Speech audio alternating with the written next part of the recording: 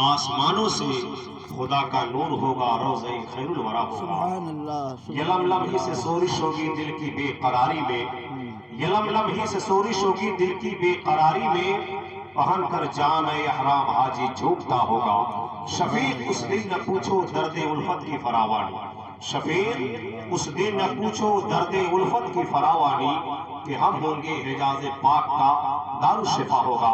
آئیے مفتی صاحب کا استقبال کر لیا جائے، زوردار نعرہ لگائے، نعرہ تکبیر، نعرہ رسالت، جشن عید میلاد النبی، نعرہ تکبیر، نعرہ رسالت۔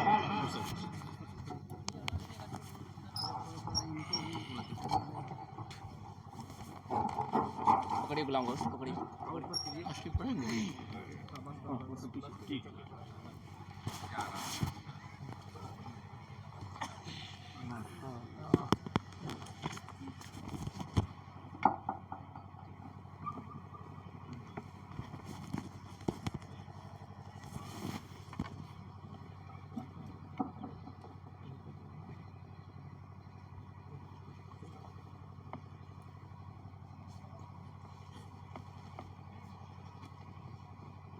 السلام علیکم ورحمۃ اللہ وبرکاتہ۔ وعلیکم السلام ورحمۃ اللہ وبرکاتہ۔ الحمدللہ رب العالمین،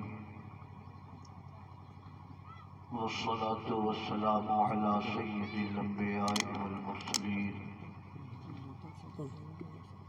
وعلی آلہ وصحبہ اجمعین، اما بعد، فأعوذ باللہ من الشیطان الرجیم، بسم اللہ الرحمن الرحیم، وَأَتِمُّ الْحَجَّ وَالْعُمْرَةَ لِلَّهِ۔ بے شک، سبحان اللہ سبحان اللہ۔ آمنت باللہ، صدق اللہ مولانا العظیم، وصدق رسولہ النبی الامین الکریم۔ انتہائی احترام و عقیدت کے ساتھ اپنے آقا کے دربار گوہربار میں درود و سلام کی نظر پیش کیجیے۔ اللہم صلی علی سیدنا شفیعنا نبینا حبیبنا وسلم، صلو علیہ الصلوۃ محمد والسلام۔ معدن الجود والکرم، وعلی آلہ وصحبہ وبارک وسلم، صلاۃ و سلاما علیک یا رسول اللہ۔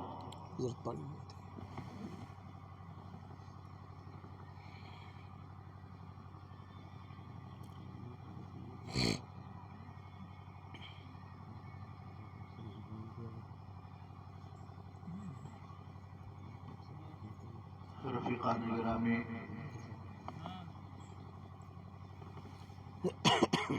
آپ سب کو اس بات کا علم ہے کہ عالی جناب محمود صاحب اپنے احباب و رفقا کے ساتھ آج بغداد معلی کے سفر کے لیے روانہ ہو رہے ہیں۔ 10 روز بغداد شریف، کربلا اور نجف اشرف میں وہاں کے بزرگوں کے فیضان سے مستفیض ہو کر 12 مارچ کو انشاءاللہ یہ مکہ شریف پہنچیں گے۔ انشاءاللہ ایک ہفتے وہاں رہ کر طواف کعبہ سے، عمرہ کی برکتوں سے اپنا دامن مراد بھریں گے، اور 17-18 فروری کو، مارچ کو یہ مدینہ منورہ کی حاضری سے مستفیض ہوں گے۔ سبحان اللہ، بے شک۔ اور 27 مارچ کو غالباً ان کی واپسی کی فلائٹ ہے۔ 28-29 کو یعنی عید سے 1-2 روز قبل یہ دوبارہ اپنے وطن کو واپس آئیں گے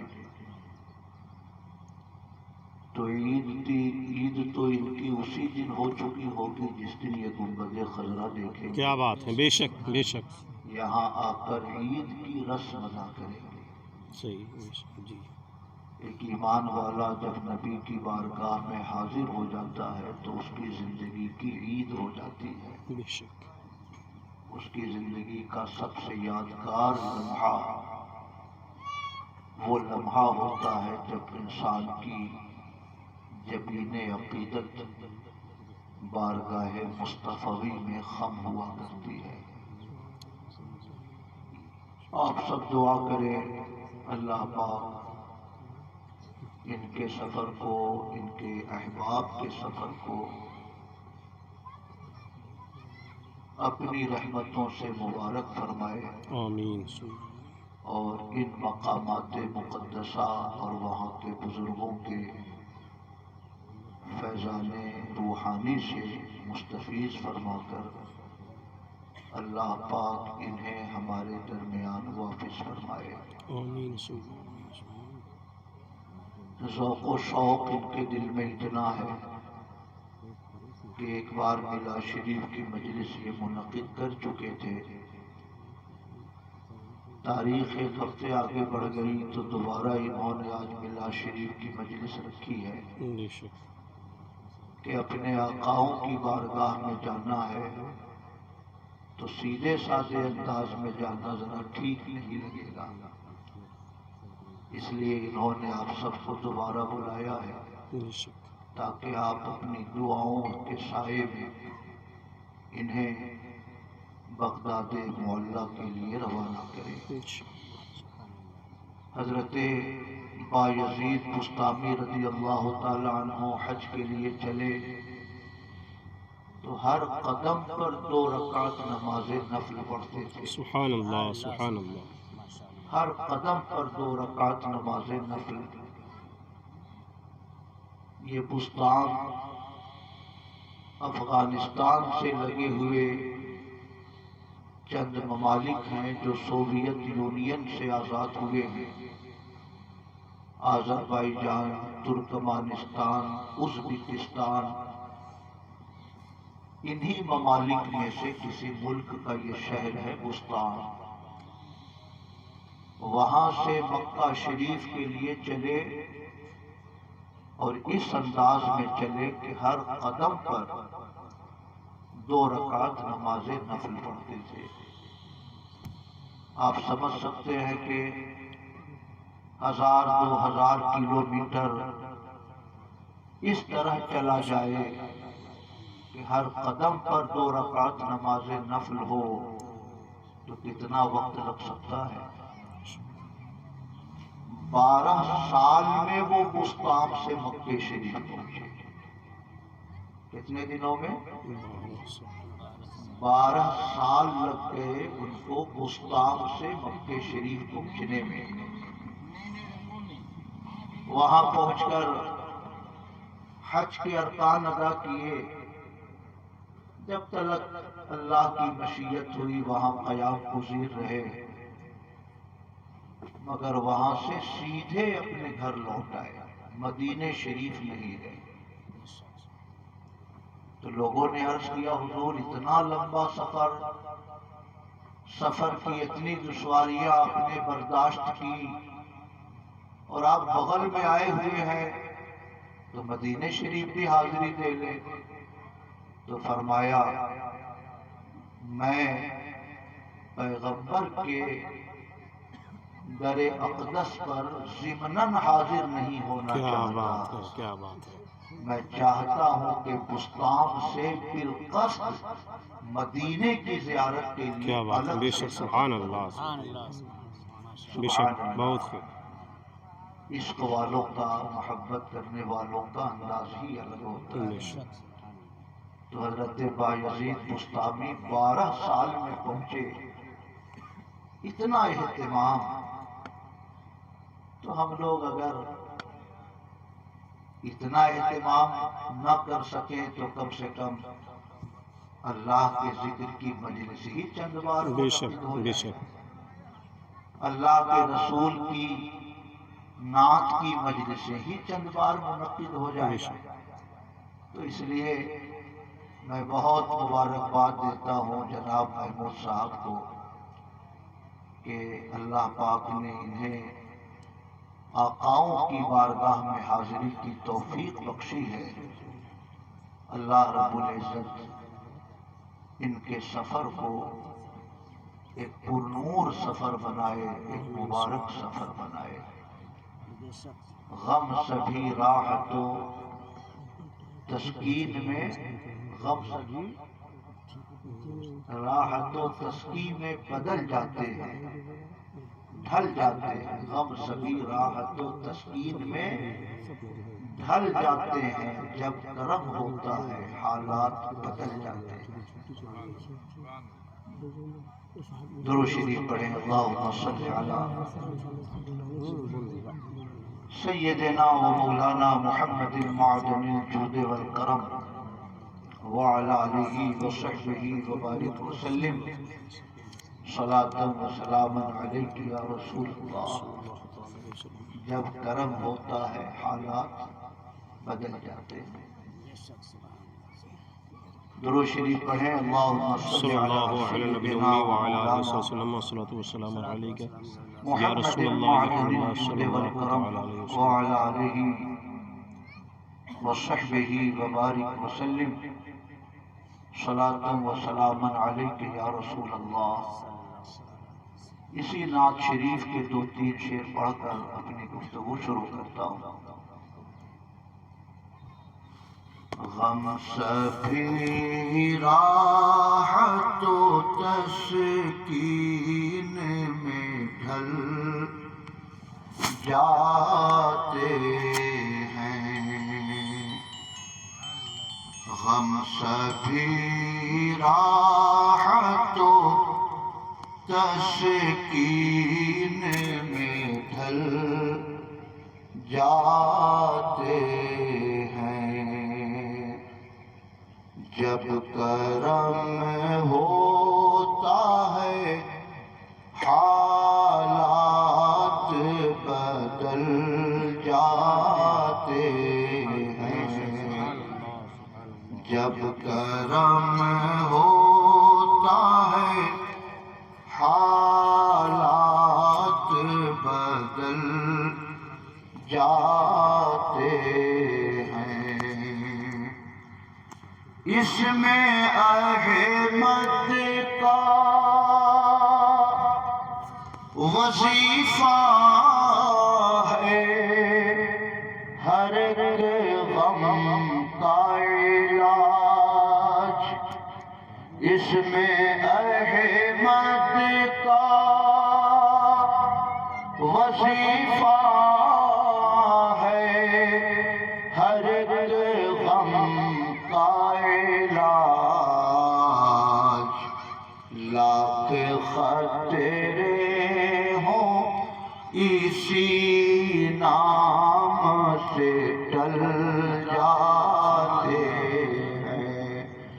لاکھ خطرے ہوں اسی نام سے ٹل جاتے ہیں. اور یہ شعر بھی بڑا خوبصورت ہے. اپنی آغوش میں لے لیتا ہے جب ان کا کرم. اپنی آغوش میں لے لیتا ہے جب ان کا کرم. زندگی کے سبھی انداز بدل جاتے ہیں. زندگی کے سبھی انداز بدل جاتے ہیں. اور یہ شعر بھی دیکھیے. دم نکل جائے تیری یاد میں پھر ہم بھی کہیں، دم نکل جائے تیری یاد میں پھر ہم بھی کہیں، للہ الحمد لیے حسن عمل جاتے ہیں، للہ الحمد لیے حسن عمل جاتے ہیں۔ اور آخری شعر دیکھیے، آ پڑے ہیں تیرے قدموں میں یہ سن کر ہم بھی، آ پڑے ہیں تیرے قدموں میں یہ سن کر ہم بھی، جو تیرے قدموں پہ گرتے ہیں سنبھل جاتے ہیں، جو تیرے قدموں پہ گرتے ہیں سنبھل جاتے ہیں، غم سبھی راحت و تسکین میں ڈھل جاتے ہیں، جب کرم ہوتا ہے حالات بدل جاتے ہیں۔ درود شریف پڑھے، اللہم صلی علی سیدنا و مولانا محمد معدن الجود والکرم وعلى آلہ وصحبہ وبارک وسلم، صلاۃ و سلاما علیک یا رسول اللہ۔ جب کرم ہوتا ہے حالات بدل جاتے ہیں، اور کیسے بدلتے ہیں؟ میرے والدین 2015 میں حج کے لیے تشریف لے گئے، اسی ہوٹل میں ایک صاحب پٹنہ سے پہنچے، بنارس سے پہنچے، تو آتے جاتے لوگ ان کو مؤذن صاحب کہہ کے پکارتے تھے۔ تو کسی نے پوچھا یہ مؤذن صاحب کون ہے یہ؟ تو ان سے پوچھا کہ آپ کو لوگ مؤذن کیوں کہتے ہیں؟ تو کہا کہ اذان دیتا ہوں ہندوستان میں، اس لیے لوگ مؤذن کہتے ہیں۔ تو لوگوں نے کہا کہ ہندوستان میں امام صاحب کی تنخواہ 5000 ہوتی ہے، مؤذن صاحب کو تو 1500 بہت ہے، تو آپ کیسے 1500 سے حج کرنے آ گئے؟ تو مؤذن صاحب نے کہا کہ میں ہر مہینے میں 500 روپیہ حج کے لیے جمع کرتا تھا، میری نیت تھی کہ میں حج ضرور کروں گا۔ تو سال 6 مہینہ 2 سال 2.5 سال پیسہ میں نے جمع کیا۔ ایک دن میں اپنا پاس بک دیکھ رہا تھا کہ کتنا پیسہ جمع ہوا۔ ایک ہمارے مقتدی وہ بھی نماز پڑھ کے آ گئے میرے پاس، کہا کیا دیکھ رہے ہیں مؤذن صاحب؟ کہا پیسہ جمع کرتا تھا کھاتے میں، وہی دیکھ رہا ہوں کہ ہوا کتنا ہے۔ تو اس نوجوان نے کہا کہ کاہے کے لیے پیسہ جمع کر رہے ہیں؟ تو کہا کہ میرے دل میں نیت ہے کہ میں حج انشاءاللہ کروں گا۔ تو بہت زیادہ تو نہیں، 500 روپے میں ہر مہینے میں جمع کرتا ہوں، جب اللہ پاک کی مرضی ہوگی وہ اپنے دروازے کرم پہ مجھے بلا لے گا۔ اس نوجوان کو حیرت ہوئی، اس نے کہا مؤذن صاحب یہ 500 روپے مہینے بھر میں جمع کر کے آپ کتنے دن میں جمع کریں گے کہ 1.5-2 لاکھ روپیہ جمع ہوگا؟ ایسے جمع کرتے کرتے تو آپ دنیا سے چلے جائیں گے اور حج کا پیسہ جمع نہ ہو سکے گا۔ مؤذن صاحب نے کہا کہ اب جو بھی ہو نیت تو ہے کہ حج کے لیے جاؤں گا، ایک بار جیتے جی میں اپنے آقا کا گنبد خضرا دیکھوں گا۔ جب کرم ہوتا ہے حالات بدل جاتے ہیں۔ اس نوجوان نے اپنے دوستوں کو جمع کیا، کہا ایسا ہے مؤذن صاحب 500 روپیہ جمع کر رہے ہیں مہینے میں، 12-15 ہزار کو جمع ہوا ہے، مگر یہ حج کرنے جانا چاہتے ہیں اور حج میں 1.5 لاکھ روپے کا خرچہ ہے، 2.5 لاکھ کا، 2015 میں 2.5 لاکھ ہو چکا تھا، 2.5 لاکھ کا خرچہ ہے اور مؤذن صاحب 500 جمع کرتے ہیں۔ تو ایسا کرو کہ 15 دوست ہم لوگ تیار ہو جاؤ، 10-10 ہزار روپے ہم سب لوگ جمع کریں گے اور مؤذن صاحب کو حج کے لیے بھیجیں گے۔ سبحان اللہ، جب کرم ہوتا ہے حالات بدل جاتے ہیں۔ چند نوجوان جب ان تک یہ خبر پہنچی کہ مؤذن صاحب حج کے لیے جا رہے ہیں تو کچھ اور لوگوں نے پیسہ 10-10 ہزار روپے دے دیے اور اللہ پاک نے اس بندہ مومن کو اپنے دروازے کرم پہ حاضری کی توفیق دی۔ سبحان اللہ۔ مؤذن صاحب نے کہا کہ میں پورے یقین سے کہتا ہوں کہ کوئی بھی انسان پیسوں کے زور پہ مدینے نہیں آتا، جب سرکار کا کرم ہوتا ہے، جب سرکار کی توجہ ہوتی ہے، جب سرکار اپنے غلاموں کو حسن حاضری عطا فرماتے ہیں تو خود بخود راستے بنتے چلے جاتے ہیں، خود بخود راہیں کشادہ ہوتی چلی جاتی ہیں، غم سبھی راحت و تسکین میں ڈھل جاتے ہیں۔ جب کرم ہوتا ہے حالات بدل جاتے ہیں۔ محبت سے کہیے سبحان اللہ۔ اگر آپ حضرات اتنی خاموشی سے بیٹھے رہیں گے تو 3 بجے تک مجلس چلے گی۔ اس دھوکے میں مت رہیے گا کہ چپ چاپ بیٹھیں گے تو مولانا صاحب خود ہی ختم کر دیں گے، اس دھوکے میں مت رہیے گا، خوشی سے بیٹھیے، دل میں آرزو پیدا کیجئے کہ اگر 500 روپیہ جمع کرنے والے مؤذن کو سرکار بلا سکتے ہیں تو اگر میرے دل میں بھی حاضری کی آرزو ہو، گنبد خضرا والے کے کرم کے طلبگار ہم رہیں تو آقا کریم ہمیں بھی اپنے دروازے کرم پہ بلا سکتے ہیں۔ سبحان اللہ۔ درود شریف پڑھے، اللہم صلی علی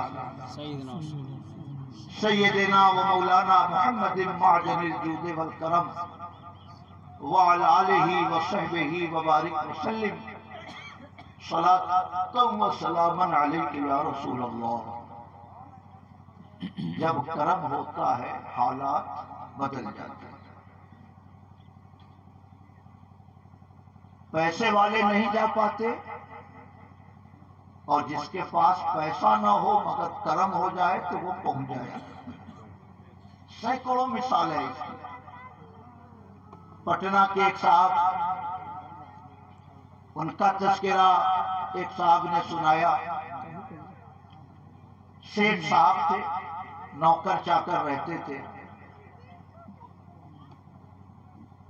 شوہر بیوی کا ارادہ ہوا کہ اب حج کر لیا جائے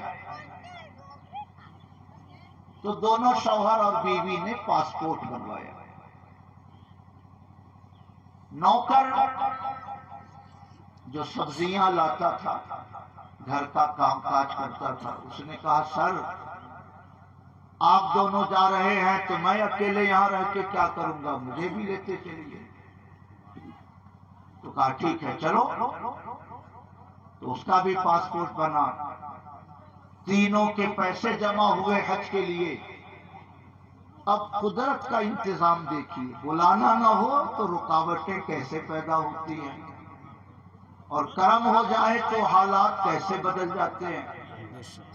रवानगी से 10-15 रोज पहले उनकी वो सेठ साहब ऊपर वाली मंजिल से नीचे उतर रहे हैं, पांव उनका फिसल गया, गिर गए, एक टांग टूट गई। तो अब ये हुआ कि शौहर जब पांव टूट गया, ये नहीं जा सकते, तो बीवी कैसे जाएगी। तो शौहर पांव टूटने की वजह से ना पहुंच सके, और जब शौहर ना जाए तो बीवी अकेले कैसे जाएगी महरम के बगैर, वो भी ना जा सकी। और जो झोला ढोने वाला नौकर था, जब करम होता है तो हालात बदल जाते हैं। वो नौकर पहुंच गया मदीने शरीफ। कहिए सुभान अल्लाह। गम सभी राहत और तस्कीन में ढल जाते हैं, जब करम होता है हालात बदल जाते हैं। सुभान अल्लाह। इसलिए जिसे मदीने शरीफ की हाजिरी नसीब हो जाए, वो दुनिया का सबसे खुश नसीब इंसान है। दुनिया का सबसे खुश नसीब इंसान है, जिसे सरकार अपने कदमों में हाजिरी की इजाजत अता फरमाते हैं। कोई पैसों से मदीना नहीं जाता, सरकार के करम और उनकी नवाजिश होती है, तब इंसान को मदीना मुनव्वरा के सफर की तौफीक मिला करती है। और हमारे महमूद साहब गौसे आजम से ऐसा लगाव इनके दिल में। मैंने कहा पासपोर्ट दीजिए, हो सकता है मैं भी चलूं। कहा कहाँ जाइएगा। मैंने कहा कि मक्के शरीफ। कहा ना, हमको पहले बगदाद शरीफ जाना है। महीना 2 महीना के बाद मैंने कहा हुजूर नसीरे मिल्लत तशरीफ ले जा रहे हैं, मौका अच्छा है, बुजुर्गों के साए में सफर हो तो दुआएं मकबूल होती हैं। कहा बगदाद जाएंगे कि नहीं। हमने कहा नहीं, उमरा का सफर है। कहा ना, हमको पहले बगदाद शरीफ जाना है। समझ रहे हैं। और आदमी के दिल में अगर लगन हो तो अल्लाह पाक रास्ते पैदा कर देता है। हाफिज तौहीद साहब हमारे इदारे के बड़े सादतमंद उस्ताद, बड़े नेक तबा उस्ताद। आप जानते हैं कि मदरसों में आदमी की तनख्वाहें कितनी होती हैं। मेरे अंदाजे से 12-14 हजार उनकी तनख्वाह होगी, 10 और 15 के बीच में। और आजकल महंगाई इतनी बढ़ गई कि एक छोटा सा घर चलाने के लिए भी 10-15 हजार रुपए नाकाफी हैं। रुकावटें पैदा होती रही। पासपोर्ट वो बनवा चुके थे पहले, मगर उसमें वालिद का नाम गलत था या और कोई कमी थी। दोबारा उन्होंने अप्लाई किया।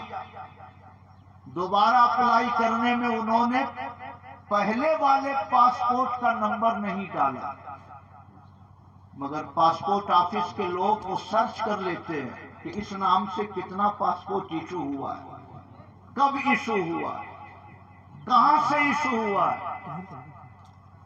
पासपोर्ट वालों ने सर्च कर लिया, कहा आप इससे पहले पासपोर्ट बनवा चुके हैं। इन्होंने कहा हाँ पासपोर्ट तो बनवा चुका हूं। कहा आपने वो नाम क्यों नहीं डाला। आपके ऊपर FIR होगी, आप पर मुकदमा होगा धोखा देने का। क्या आपने हकीकत छुपाई। मौलवी आदमी मुकदमे की धमकी दे तो हमारे महमूद साहब नहीं डरेंगे, मगर हम लोग तो बहुत घबरा जाते हैं, क्योंकि थाना में कदम रखने को हम लोगों के लिए बड़ा मुश्किल काम है। ये बहुत घबराए वो। कई रुकावटें होती रही, میرے اندازے سے 6 مہینے سے زیادہ لگے ان کے پاسپورٹ بننے میں. ابھی ان کا پاسپورٹ 1 مہینہ 1.5 مہینہ پہلے آیا ہے. اب اندازہ ہوا کہ یہ رکاوٹیں اس لیے تھی کیونکہ انہیں شہنشاہ بغداد اپنے دروازے کرم پہ بلانا چاہتے تھے. سبحان اللہ. پہلے جاتے تو عمرہ کر کے آتے اور اب جا رہے ہیں تو اس کائنات میں دنیا کی جو سب سے مقدس سرزمین ہے وہاں بھی حاضری مل جائے گی.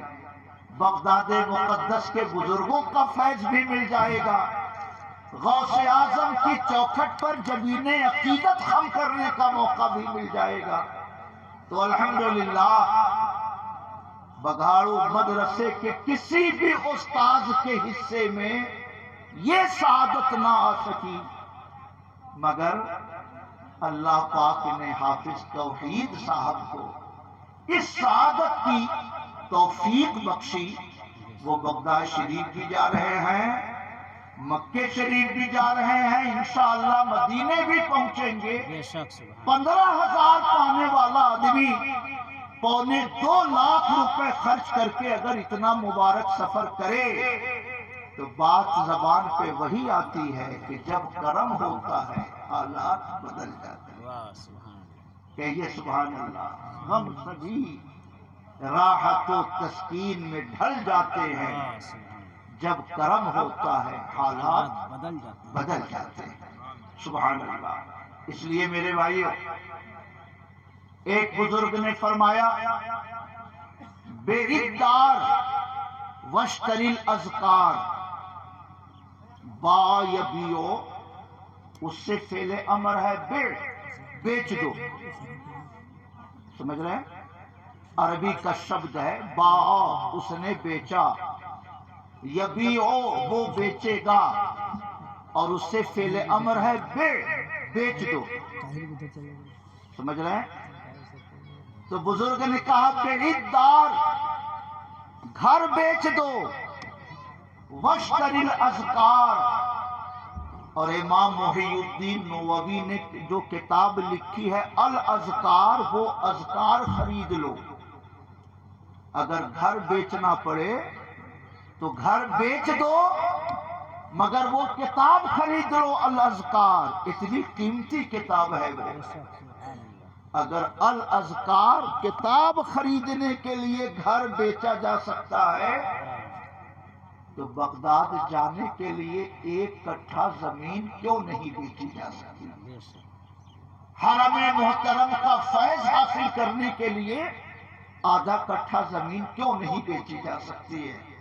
اس لیے میرے بھائیوں اگر آپ کے پاس پیسے ہوں تو پیسہ خرچ کر کے جائیے. پیسے نہ ہوں تھوڑی موڑی زمین کہیں کی کھسکا دیجئے مگر جائیے. آدمی سن کر مسلمان ہے مگر جب وہاں اللہ کے گھر کی عظمت کا احساس ہوتا ہے تو آدمی سن کر نہیں بلکہ دیکھ کر مسلمان ہوتا ہے. سبحان اللہ. بیعدار واشتری الاذکار, گھر بیچ دو مگر الاذکار وہ کتاب ضرور خرید لو. سبحان اللہ. ہمارے محمود صاحب جا رہے ہیں اور انشاءاللہ یہ میرے لیے 1 کتاب خرید کے لائیں گے. الاذکار خریدیں گے نا انشاءاللہ. نجف جہاں حضرت علی مرتضیٰ کا مزار انور ہے, جہاں دنیا کا سب سے بڑا قبرستان ہے, وادی سلام اس کو کہا جاتا ہے. 10 لاکھ قبریں ہیں جس میں 70 انبیاء کرام کی قبریں ہیں. روڈ کے اس پار وہ قبرستان ہے اور روڈ کے دوسرے پار حضرت علی کا مزار ہے. وہاں پہ بہت شاندار کتابیں ملتی ہیں. ٹھیلا پہ بیچتے ہیں جیسے ہم لوگ انگور اور کیلا بیچتے ہیں, جیسے ہمارے ہاں امرود اور تربوز بیچا جاتا ہے, ویسے ہی شاندار علمی کتابیں ٹھیلے پہ رکھ کے لوگ بیچتے رہتے ہیں. 80,000 دینار کی کتاب میں نے خریدی مگر چند کتابیں ایسی تھی جو میں نہ خرید سکا. انشاءاللہ ہمارے محمود صاحب ایک کتاب میرے لیے خرید کر ضرور لائیں گے اور میں ان کو نذرانہ دوں گا انشاءاللہ. درود شریف پڑھے. اللہم صلی علی سیدنا و مولانا محمد معدن الجود والکرم. میں اس لیے یہ بات آپ سب سے کہہ رہا ہوں کہ گھر بیچنا پڑے تو بیچ دیجئے، مگر بغداد شریف ضرور جائیے، مدینہ شریف ضرور جائیے. کیوں؟ اس لیے کہ وہ حرم ہے. یہاں ایک پارہ پڑھیے گا، ایک پارے کا ثواب ملے گا.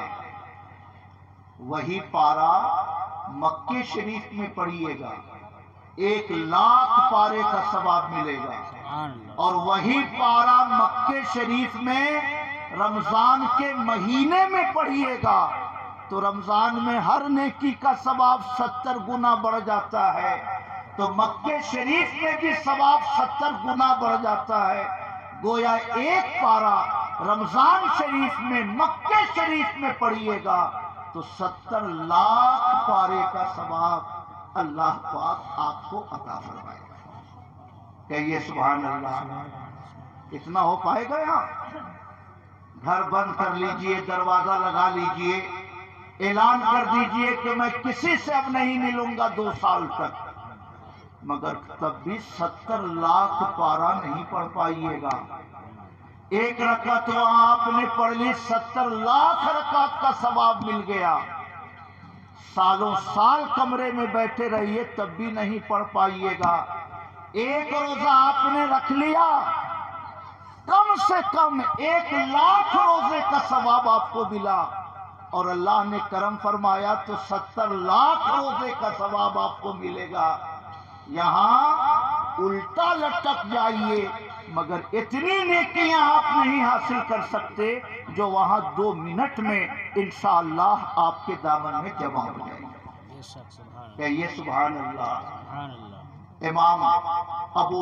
امام طالب مکی، ان کی کتاب ہے قوت القلوب. قوت القلوب اس میں فرماتے ہیں کہ وہاں کوئی ایک روزہ رکھے تو 1,00,000 روزے کا ثواب ملتا ہے. ایک بار سبحان اللہ کہے تو 1,00,000 سبحان اللہ کا ثواب ملتا ہے. وہاں کوئی 1 درہم صدقہ کرے تو 1,00,000 درہم صدقہ کرنے کا ثواب ملتا ہے. اور اگر وہی صدقہ رمضان میں کیجئے تو 70 لاکھ درہم صدقہ کرنے کا ثواب انشاءاللہ آپ کو ملے گا. سمجھ رہے؟ تو محمود صاحب سے میں نے رات میں کہا ہے کہ کچھ پیسہ زیادہ لے کے جائیے گا کیونکہ بغداد شریف میں غربت بہت ہے. ان ظالم امریکیوں نے عراق کے تیل پر قبضہ کرنے کے لیے صدام حسین کی حکومت پلٹ دی. وہاں اتنی بمباری کی کہ آج کسی بھی مزار پر جائیں، بھیک مانگنے والے چھوٹے چھوٹے بچے، بابا ہدیہ، بابا ہدیہ. ہم لوگ تو غوث اعظم کے روضے کی طرف جاتے تھے تو آرمی کے لوگ، فوج کے لوگ جو گیٹ پر تلاشی کے لیے مقرر ہیں وہ بھی کہتے تھے بابا ہدیہ، بابا کچھ ہدیہ دے دو، بابا کچھ ہدیہ دے دو. آرمی کا نوجوان اور ہدیہ مانگے آپ سے، یہ غربت کی وجہ سے ہے. تو میں نے کہا ہے محمود صاحب سے کہ کچھ پیسہ اپنی ضرورت سے زیادہ لے کر جائیے گا. غوث اعظم کے شہر میں بھی صدقہ کیجیے گا کیونکہ وہ ہمارے محبوب کا شہر ہے. مکے میں بھی صدقہ کیجیے گا کیونکہ 1 روپے صدقہ کرنے پر 70 لاکھ روپے صدقہ کرنے کا ثواب آپ کو ملے گا. اور شہر مدینہ کے غریبوں میں بھی بانٹیے گا کیونکہ وہ ہمارے آقا کائنات کا شہر ہے. اگر مدینہ ہمیں نبی کا فیض تقسیم کر رہا ہے تو ہم وہاں کے تنگ دست مسلمانوں کی تھوڑی مدد تو کر سکتے ہیں.